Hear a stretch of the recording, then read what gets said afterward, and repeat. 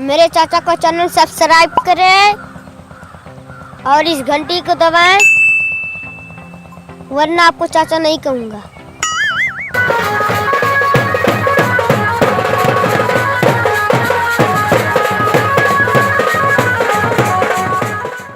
आई हो दादा, फिर से लॉकडाउन लगे वाला बा, लेकिन हमार शादी कैसे होई? एक कोरोना ते कब जाबे हमार दुनिया छोड़ के? आई हो दादा। अरे हमार सखी, तू चिंता ना करा, ऊपर वाले के ऊपर विश्वास रखा, तो हर शादी जरूर होई हो। अरे सखी, हमार शादी तो होई, लेकिन उतना धूमधाम से नहीं होई। ना डीजे बाजी, ना ऑर्केस्ट्रा बाजी, और ना ही अंग्रेजी बाजा बाजी। अरे हमार माई हो। अरे बिट्टी, डीजे ऑर्केस्ट्रा अंग्रेजी बाजा ना बाजी, लेकिन बाराती लोगन के मुँह से गाड़ी गरियावल जाई। तू चिंता न करा बिटिया रानी, चिंता न करा।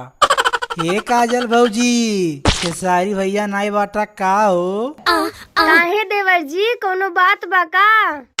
अरे भौजी, हमरे ना पवन भैया के आज शादी बा, अहिला ना शादी के न्योता और खेसारी भैया के ना भेज दियो, बाराते चले के बा, जानलू?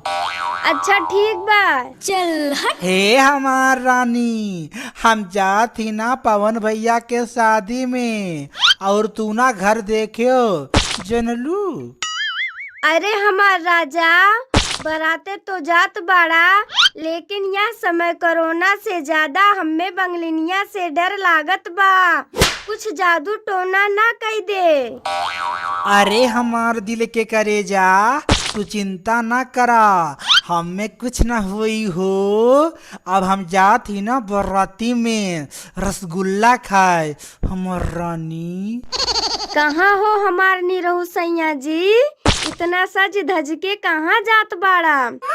अरे हमार करेजा, तुम्हें नहीं पता बा का?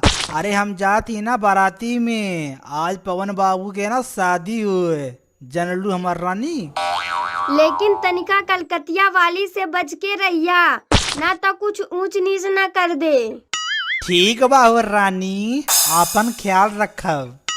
ए पूड़ी वाले भैया, ए पूड़ी वाले भैया, 15 ठू पूड़ी जातो, 2 दिन से मर्दे भूखल बाटी, लावा जल्दी दिया। अरे मर्दवा भूख लागल बा। हाई देखा सखी लोग, दुल्हा 2 दिन से भूखल बा, तनिका गारी सुनावा तो। 2 दिन से भूखल बा बाराती साला, 15 पूड़ी खाए, लाज शरम नहीं आवे, मांग मांग खाए। अरे मैडम लोग, इतना बेकार बेकार गाड़ी हमें ना गरियावा, न तुम खानवा नहीं खाब, छोड़ के चल जाब, और तुम सदियों नहीं करब, जानलू? इतना बेकार बेकार गाड़ी गरियावा थू, मने हमारे मिर्ची लागत बा कि नहीं?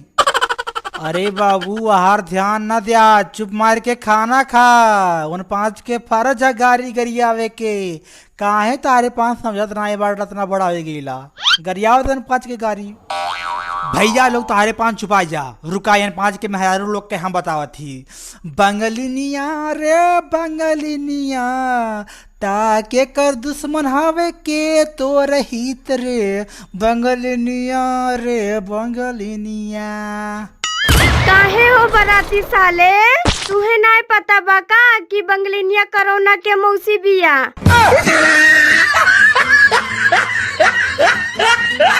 अगर यह वीडियो हमारा पसंद आया तो प्लीज़ इसको लाइक करें, शेयर करें और मेरे चैनल को सब्सक्राइब करें दोस्तों। और इस वीडियो को दोस्तों अपने दोस्तों के साथ ज़रूर शेयर करें दोस्तों, ताकि हम इस तरह का वीडियो और बनाएं दोस्तों। धन्यवाद।